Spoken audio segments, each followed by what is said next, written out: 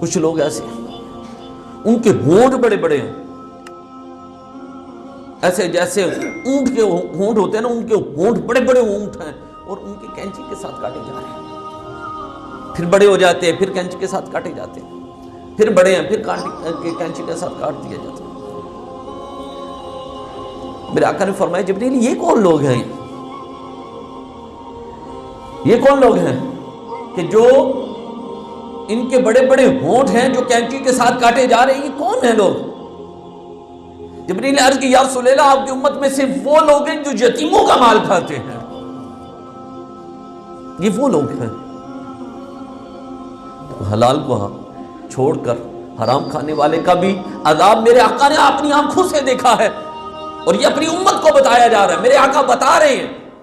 कौन बता रहा है? मेरे आका, जिन्होंने ये बताया कि अल्लाह है, जिन्होंने ये बताया ये अल्लाह का कुरान है,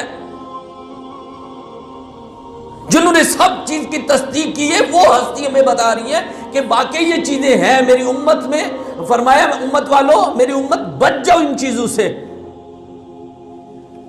हलाल को छोड़कर हराम की जानिब ना जाओ, यतीमों का माल ना हड़प करो, सूद ना खाओ। सूद में तो सबसे छोटा सबसे छोटा जो छोटा कहते हैं ना गुनाह है ना, सबसे छोटा, मादअल्लाह सुम्मा मादअल्लाह, अल्लाह सबको बचाए, कि काबे के अंदर अपनी मां के साथ ज़ना करना, ये छोटा, सबसे छोटा, इससे बड़ा कितना है। और अल्लाह ने वादिया तौर पे कुरान पाक में फरमाया, सूद खाने वाला मेरे साथ जंग करता है। तो अल्लाह के बंदो, इन चीजों से बचो।